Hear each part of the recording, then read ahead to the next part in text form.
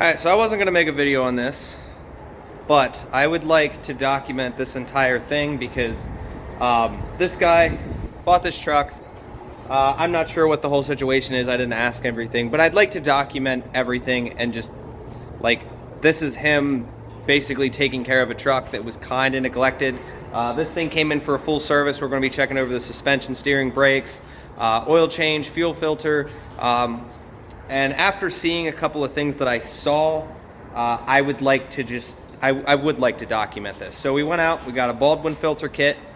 Not sure what you guys like to run on these things, but I had the option between Baldwin and Fisher's, and the Baldwin's a little expensive, but I've always used Baldwin before, and they're pretty good. Now, the oil filter, I did get him an OEM Motorcraft filter, and we're going with Rotella T6. Initially, I wasn't told that there was any, I thought that he had oil, he did not, so we're going up the street to Fisher's to go grab some Rotella T6. And the other customer that I have with the Dodge, this is what we're gonna be running.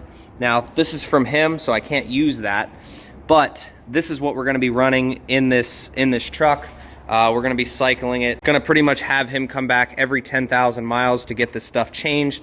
Now, one of the first things that I noticed was how sludgy the oil is. I don't know if you guys can see that, but it's very sludgy. And when you stick your hand in it, it's not pretty. Now, the second thing I noticed, we're gonna go down here somewhere. I believe it's this one right here.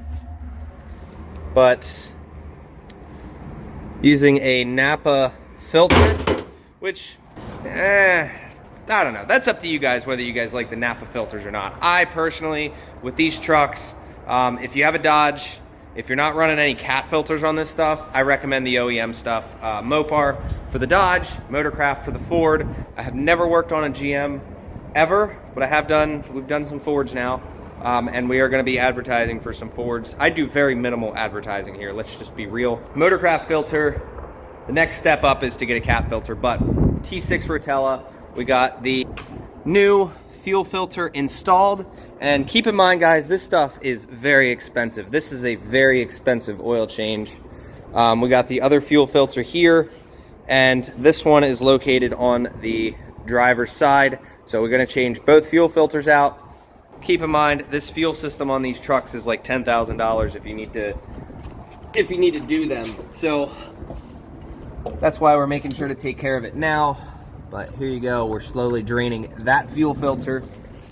And yeah, I think the truck was neglected, but that's just me. We're gonna be checking over the suspension, brakes, all that other stuff, so I'll do a video on that, let you know what I find.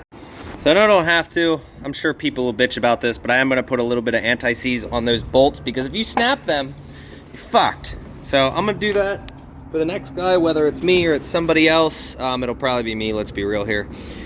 And yeah, see, if I wouldn't do this, I'd probably fuck myself in the future.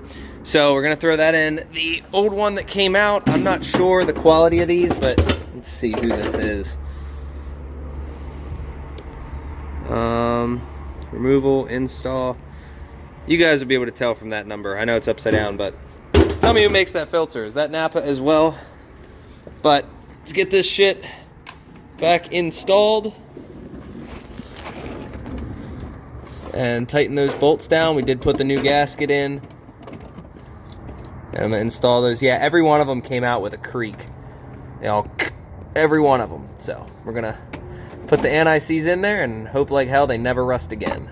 All right, real quick, go over this oil, new fuel filters in, but like, I don't know if you guys can see it. I get that it's black. Every diesel oil is gonna be black, but you can see the sludginess. I'm not gonna stick my hands in there because I'm not one of those guys, but I'm gonna save that to show him. And this is the fuel, but obviously it's, I'm gonna dump that in my trash can and burn it. But that's fine because my container was black. So all right, guys, it's not hard to do these oil changes properly. Literally put a little dab of oil on the new filter and put it up in there. All right, that oil filter as well, I don't know if I threw it in here or not, but yeah, you guys can see it right there. See that little ring? It was on there so tight that the rubber O-ring itself glued itself to the fucking, like, the housing. And never double filter your, your oil filters. I've luckily never done it, but you'll find out real quick why don't do that. All right, we got the Rotella in. We are popular on the Rotella. I know it's not Ford's recommended, but there's been a lot of guys who are running it on the forums, and it's all right. Ford recommends like 5W40 and then also 10W30, which is really weird. But for severe duty, this is what we're running. This is what he wanted as well, so that's what we're going with. 13 quarts. Brakes look all right. They're not hateful. This is just this side. Yeah, they're definitely on the older side, but you can see right down in there. So we're going to check the other side. Everything else seems tight.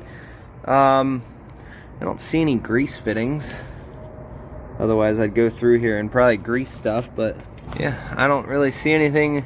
There's no grease fittings on this whole thing. So I'm gonna get the other side off, check it out, and then we're gonna work on the back, just see how the backs are. They're a little crusty, but they still got pad life on them. So one of those, just recommend replacing them when he feels like replacing them. But you can see that nice fucking flashlight keeps dying. But we got a nice Motorcraft filter on there. I'm gonna clean that up a little bit, but you can see the lower oil pan leak.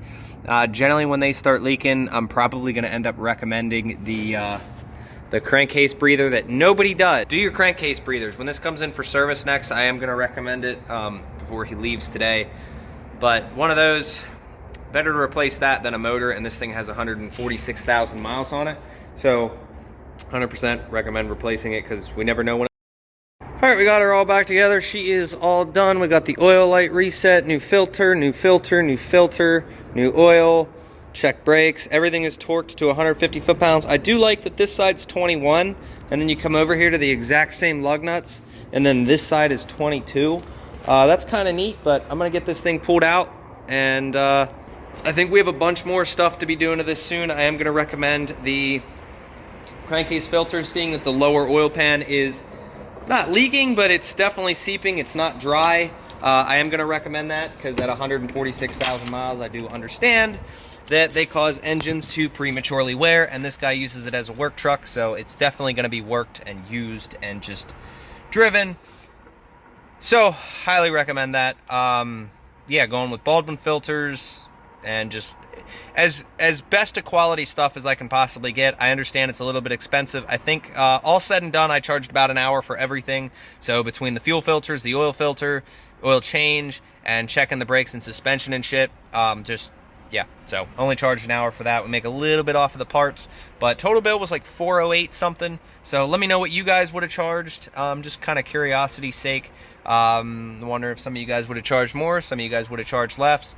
Kind of feel bad that it came in for an oil change, and it's like, I actually even dumbed down the price of the parts a little bit as well, just to kind of get the bill down a little bit, because I think all said and done it was like 440 something, so I gave him kind of a little bit of a discount and just called it 408. So, all right, now to give you guys a little bit of an update, I am slowly cleaning up Bertha, because once this white truck is out, Josh has actually hit the road, and I'm going to be doing that next. So I'm trying to find something going out to like California or whatnot, like another big, trying to see if I can't set another record. I doubt I will this time because nothing's kind of come up, but trying to do at least an $8,000 week if possible. So Bertha's over there looking all clean, and pretty much all that needs to be done to Bertha at this point is just get the rear main done. So I've been talking about that forever, but once we're back from the next trip, I'm going to be purchasing the billet flywheel, flex plate, and new bolts and a rear main seal, and then slapping it in so that way Bertha has no leaks at all again. I know I should have done the rear main the first time, but I didn't. You live and you learn. It is what it is. Don't cut corners.